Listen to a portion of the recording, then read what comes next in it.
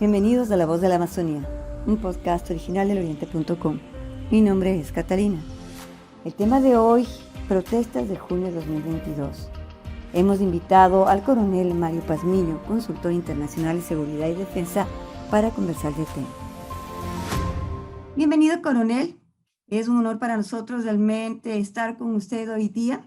Y debido a los últimos acontecimientos en el país, quisiéramos que nos comente cómo comparar las protestas de octubre del 2019 con las últimas de este junio.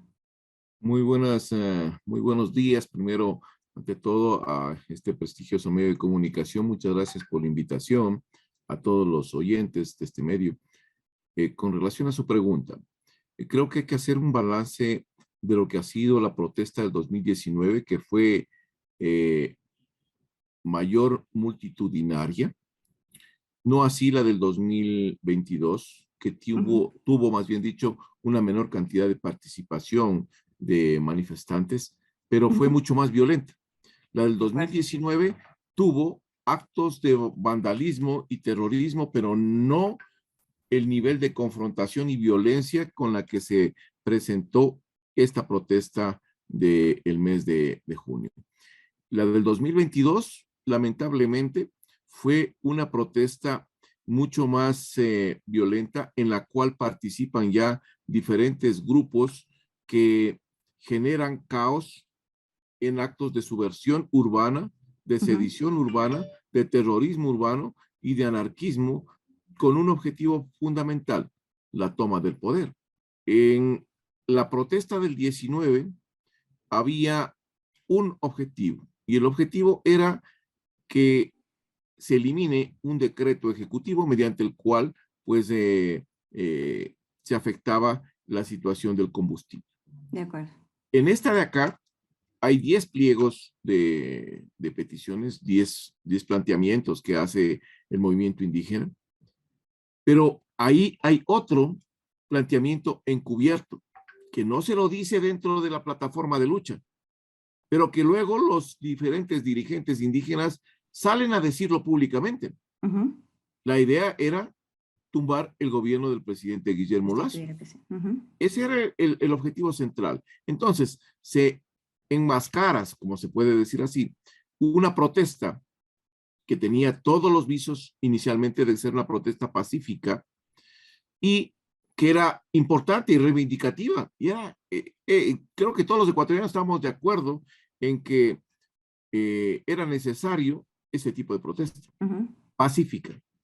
No lo que vimos acá, una protesta completamente violenta que trataba de imponer ciertos planteamientos del movimiento indígena sobre el resto de los ciudadanos.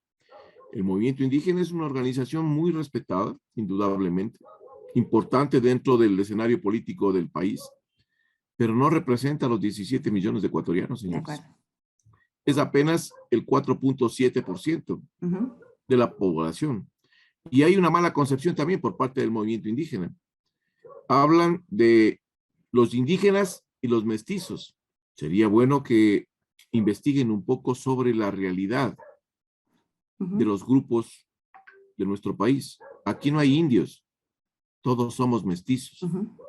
El señor Isa, usted, yo, todos somos mestizos. Aquí no hay razas puras, no hay razas indígenas. Eso es una mala concepción, una desinformación total. Entonces, esto es lo que genera mayor polarización entre la sociedad.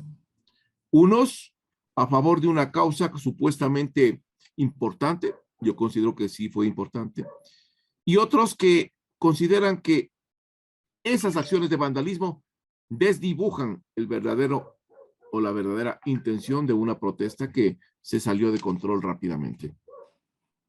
Coronel, me habla de algunos grupos armados de terrorismo urbano.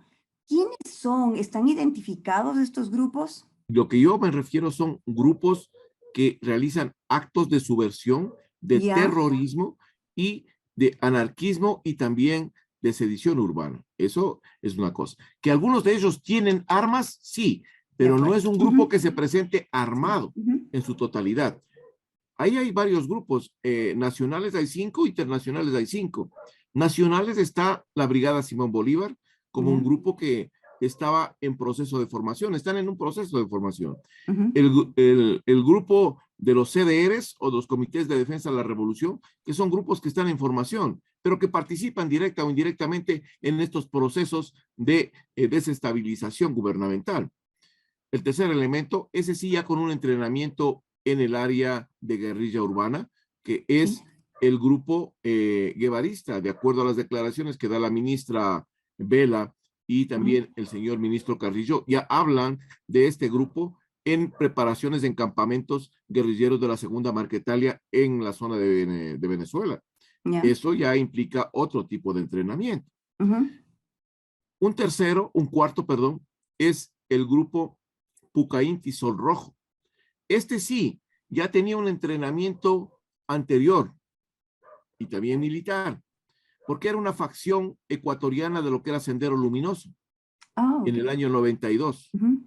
que fue desarticulado en el año 94 por el sistema de inteligencia militar y entregó las armas. De Pero las acuerdo. células que conformaban este grupo nunca se eliminaron, se quedaron. Y Ujú. al momento se han presentado nuevamente las condiciones que ellos reclamaban, la conformación de un ejército indígena, lo que propone el señor Vargas, Sí. esta guardia indígena o el ejército indígena, pues Sí. exactamente es lo que estaba estipulado en ese tipo de planteamientos que lo tenía el grupo Sol Rojo Pucainti, con otra Ok. concepción. También hablaban de mariateguismo y hablaban también de que era necesario trasladar esa lucha del campo a la ciudad. Exactamente lo que hace el señor Isa. Ujú. Entonces, aquí hay una relación estrecha entre ese grupo y las actividades que venían cumpliendo el grupo Pucainti Sonrojo. Y hay otro grupo, este tal vez un poco más allá. Este grupo sí se entrena en el Ejército de Liberación Nacional en Oh, Colombia ok. y desde mucho tiempo atrás ha venido trabajando ya con ellos. Opera en toda la provincia, perdón, en la faja fronteriza con Colombia, especialmente en las provincias de Esmeraldas, Carchi, Sucumbíos, y tiene ramificaciones en las provincias de Imbabura y Pichincha. Estos son los nacionales. Algunos de ellos tienen armas, sí, Sí. Ujú. como el Puca Inti, que ataca hacia un convoy en el cual está defendiendo o protegiendo las Fuerzas Armadas y hay ahí un poco de muertos. Atacan con carabinas De acuerdo. de fabricación casera, pero es un ataque ya en una sola de aniquilamiento con principios militares. Ujú. Entonces, fíjense cómo va distorsionándose la protesta pacífica a una acción ya Totalmente. o actos de subversión. Suficiente. Es por Ujú. eso que usted ve también en las protestas cómo se distorsiona el tema. El señor Isa dice, señores, no tenemos nada que ver. Falso. ¿Por qué? Porque usted cuando conduce una protesta, convoca una protesta, tiene que hacerla sin ir colocando escudos adelante, sin colocar en la segunda línea gente que lance piedras u Ujú. otros objetos. Otra tercera línea, que es los que botan las bombas Molotov o lanzan bombas Molotov. Una cuarta línea, la que se encarga de lanzar estos petardos explosivos Sí. en tubos de PVC. Una quinta línea, que es la que se encarga de utilizar carabinas para disparar ya, ahí sí como armas de fuego, Ujú. hacia la fuerza pública. Ujú. Una sexta línea que es encargada de reabastecer a todas las líneas anteriores y una séptima línea que es encargada de realizar las tomas y filmaciones. Por eso es que rechazan la presencia de los medios de comunicación, Ujú. porque el medio de comunicación va a sacar en una manera mucho más transparente Ujú. lo que está pasando, pero no le interesa poner la versión de ellos en Por el supuesto. escenario que se está al momento pues de dilucidando o combatiendo en este caso, Ujú. ¿no? Y todos estos grupos, eh, bueno, últimamente ha habido muchos casos de violencia en la provincia de Sucumbíos. Uh -huh. ¿De que estos grupos están relacionados directamente con estos casos? A ver, hay que diferenciar dos amenazas. La una amenaza es la Ujú. amenaza eh, del, de los grupos narcotraficantes y de delincuencia organizada transnacional Ya. que están operando allá. Y otros son los grupos que operan y con relación a estos grupos que acabo de mencionar. Por ejemplo, en el contexto internacional, ¿qué grupos están ahí? Está Comandos de la Frontera, que es un grupo guerrillero colombiano que está operando en la provincia de Sucumbíos desde hace 3 años atrás, ligado directamente a la Segunda Marquetalia, que es un grupo que reemplazó a la antigua FARC y que opera también en el departamento de Putumayo, con incidencia en el sector de la provincia de Sucumbíos y también Orellana. Un tercer grupo que está allá es una protomafia brasilera que se llama Comando Vermelo, que se encarga directamente de conseguir la droga para continuar sus actividades. Ellos son más crimen organizado transnacional. Pero hay también otros grupos que están ahí, como por ejemplo el grupo El Tren de Aragua, venezolano, que opera, es altamente violento, bien equipado y opera en acciones de delincuencia, pero se puede reactivar rápidamente en coordinación con las otras protestas, porque de acuerdo a las informaciones que existen, posiblemente este grupo y el grupo Pikachu colombiano son los que actuaron para realizar la emboscada en la zona de Calacalí. Oh, ok. Entonces, todos estos grupos pueden actuar directa o indirectamente, porque dentro del financiamiento también se contratan y se pagan a estos grupos para que sigan causando ese tipo de acciones, ¿no? De acuerdo. ¿Cuáles son los límites que tienen tanto la Policía Nacional y las Fuerzas Armadas con todo este tema? Bueno, los límites con relación al control, ¿se refiere a usted Para combatir realmente a los grupos terroristas. Bueno, Todos los grupos, bueno, no habría límites porque el punto aquí central es qué tendría que hacer el gobierno y qué tendrían que hacer las instituciones de seguridad del Estado. Básicamente lo que tienen que hacer es localizar, penetrar, judicializar y neutralizar los grupos. Eso es lo que se tiene que hacer. Y eso es lo que el Estado tiene que disponer. ¿A quién tiene que disponer esto? Al sistema de inteligencia, al CIES. Y el CIES articular a través de los otros subsistemas. Así tiene que funcionar el tema. Pero acá no. Acá no funciona así porque no existe un conocimiento adecuado de la problemática, ni de las amenazas, ni cómo actúan. Entonces, no se tiene un criterio de cómo combatirlas. No por parte de los subsistemas. Los subsistemas, ¿verdad?, trabajan al 100%. Ellos saben muy bien lo que tienen que hacer. Si la cabeza no orienta a ese subsistema, entonces ahí hay un problema diferente.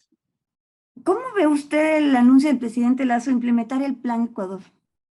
El Plan Ecuador es una herramienta interesante para poder combatir y reducir los niveles de inseguridad que vive el país, especialmente por la presencia de estos grupos de crimen organizado transnacional.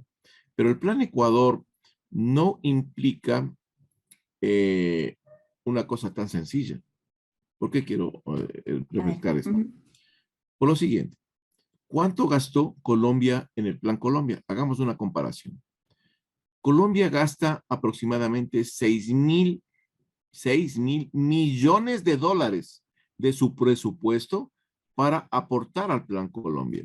7.000 millones de dólares aporta la comunidad internacional, los Estados Unidos, Francia, Europa, un poco de temas, para aportar a ese proceso de pacificación.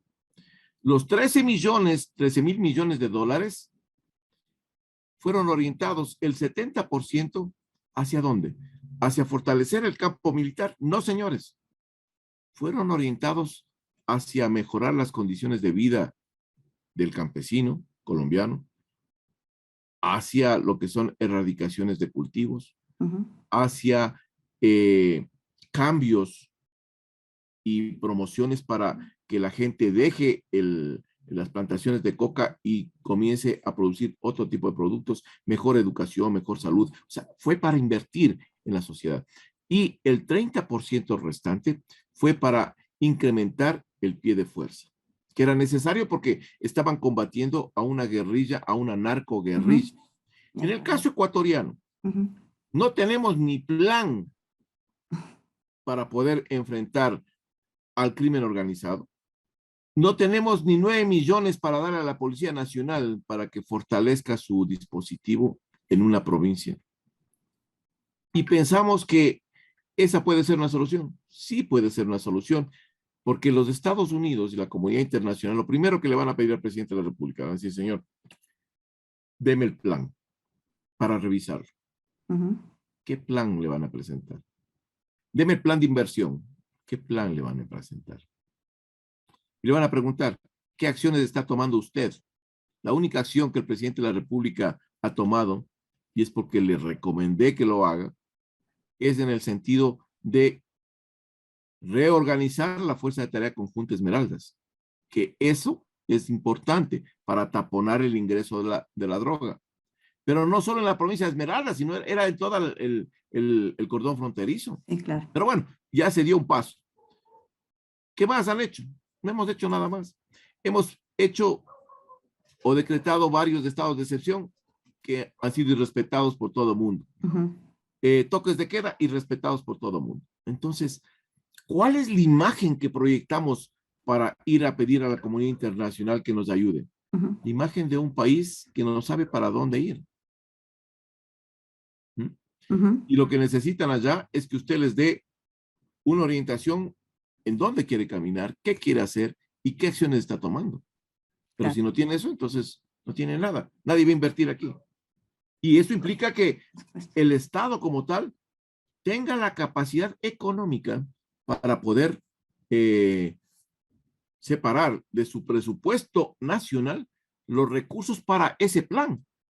Ya hubo aquí un plan Ecuador en el tiempo del señor Correa. ¿Y sabe para qué se utilizó ese plan Ecuador? ¿Para qué? Para que la guerrilla de las FARC pueda carnetizarse, entre comillas, o cedularse. Para eso sirvió el plan Ecuador. ¿Cómo puede hacer el ciudadano común y corriente frente a todo esto? A guerrillas, a narcotráfico. Bueno, no es tanto el tema del ciudadano, sino más bien del gobierno y de las instituciones de seguridad pública. El ciudadano creo que puede aportar con la denuncia reservada sobre la presencia de estas personas que están tratando de reclutar en la comunidad, porque van a tratar de reclutar. Entonces, esa actividad de denuncia ciudadana es importante para ir neutralizando este tipo de organizaciones. Claro, la gente tiene miedo de precisamente de denunciar. Bueno, si es una denuncia reservada, no creo que existe problema. Cuando es una denuncia abierta, sí puede existir un temor, pero si es una denuncia reservada, pues no creo que exista problema en llamar y decir, ¿sabe qué? Hay tal, ubiquen en tal parte, hay tales personas. Creo que esa es la forma como la Policía Nacional se maneja en estos aspectos, ¿no? No ha habido problema con ese sentido. ¿Cree usted que puede haber una nueva protesta del mismo tipo que hubo en 2019 y en este junio? El gobierno tiene 90 días que ya están corriendo. Sí. Y tiene que rectificar. Si es que no rectifica el gobierno y si no toma las medidas adecuadas, en 90 días tendremos una protesta mucho más violenta que la que vimos en junio. Porque ahí le estaría diciendo el gobierno que no les presta atención al movimiento indígena ni al resto de la sociedad, y sería mucho más grave. De acuerdo. Muchas gracias, coronel. A las órdenes, siempre será un gusto.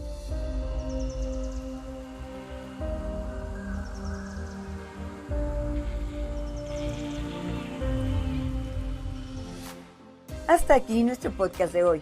Gracias por su gentil escucha. Pronto regresaremos con más información. Lo invitamos a seguirnos en nuestras redes sociales. Nos encuentra en Instagram, Facebook, Twitter, TikTok como El Oriente C y en YouTube como El Oriente. ¿Quiere convertirse en un reportero de la región amazónica del Ecuador o quisiera escucharnos hablar de un tema particular? Envíenos un mensaje por WhatsApp al 099-09-58731.